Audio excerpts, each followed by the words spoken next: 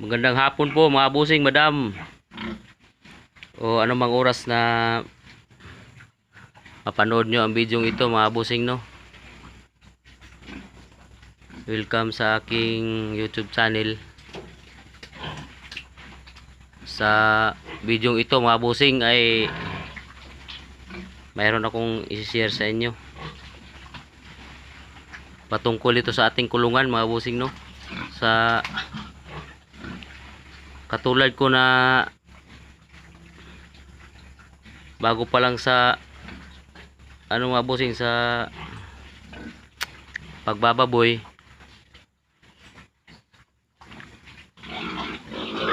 sa mga beginners dyan mga busing, o kato yung may planong mag-alaga ng baboy,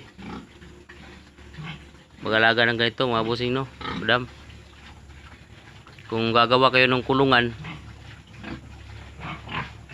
dapat yung kulungan na nakaplano talaga mga boss. Halimbawa ganito mga bossing oh.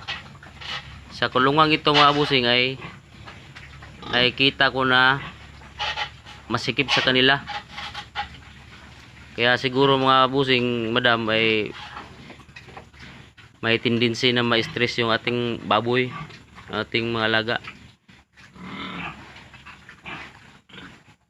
Siguro kung sa ganito karami na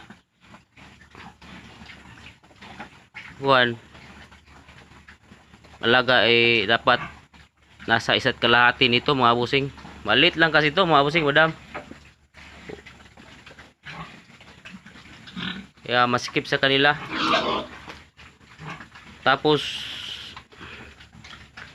ang disadvantage pa sa ganito mga busing madam ay yung pagkain nila.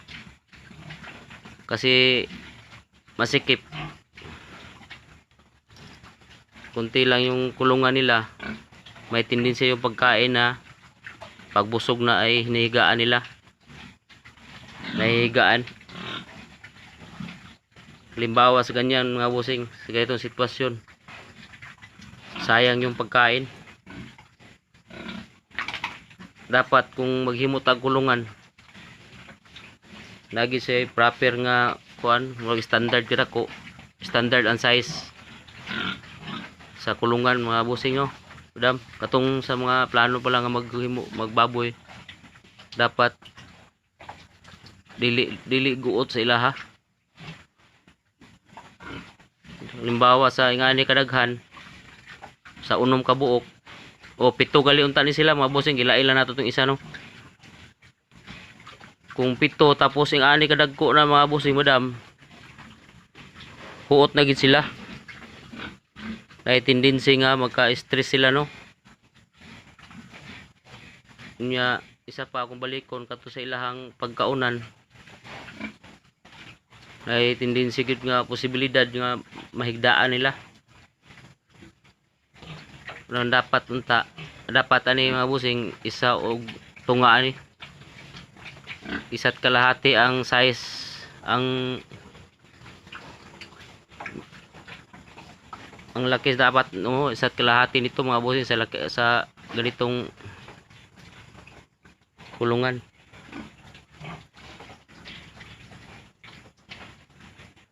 Maliit ang kulungan mga busing, masikip.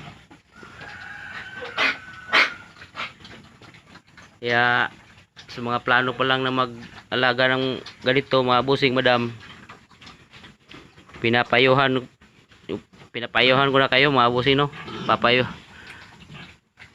Kung maipapayo ko sa inyo mga busing ay lakihan nyo yung inyong kulungan. Kasi ito mga busing, may share ko sa inyo, pag kumakain to sila nag-aagawan. Tapos may iba na matagal kung makakain man sila ay tapos na yung iba. Halimbawa ito, may pagkain dyan mga busing madam na hinigaan ito, busog na. Tapos pag busog na sigurado kahiga na yun. Kaya yung iba sana na kakain ay hindi na makakain dahil hinigaan na yung isa.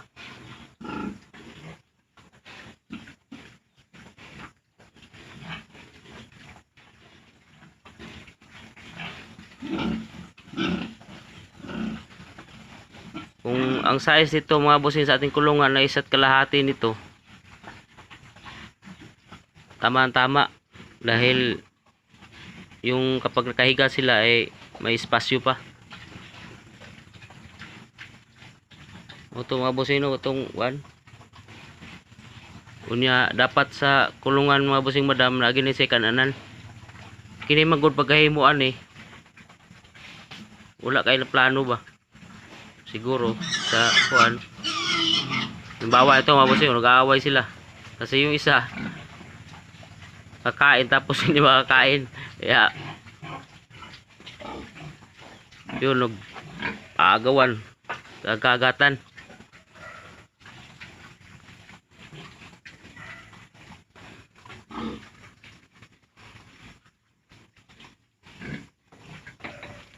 Kung maluwang-luwang sana itong mga bossing, kung hanggang dito dyan hanggang sa may, dyan sa may lubak, makakain sila ng pantay-pantay. Walang maano mga bossing no, walang dihado. Yung bawa dyan nakahiga ng isa, mahirap na bumangon yan kasi nakahiga na tapos busog. O ito mga bossing no, kung magplano mo og kuan mag buhi og may ngani, dapat luag-luag yun ang kuan mga bossing madam. Luag nga itong area, luag-luag ang kulungan.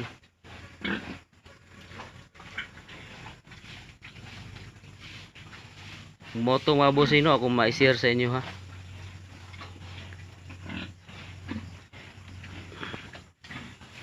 O mauro to mga bossing madam. Salamat sa pagtanaw. Maraming salamat sa panonood mga bossing madam. Sa mga gusto pa sa ating makita yung ating mga susunod na video mga bossing ay paki-subscribe na lang po mga bossing madam sa ating susunod na video no. Maraming salamat po madam. Ingat po kayo palagi.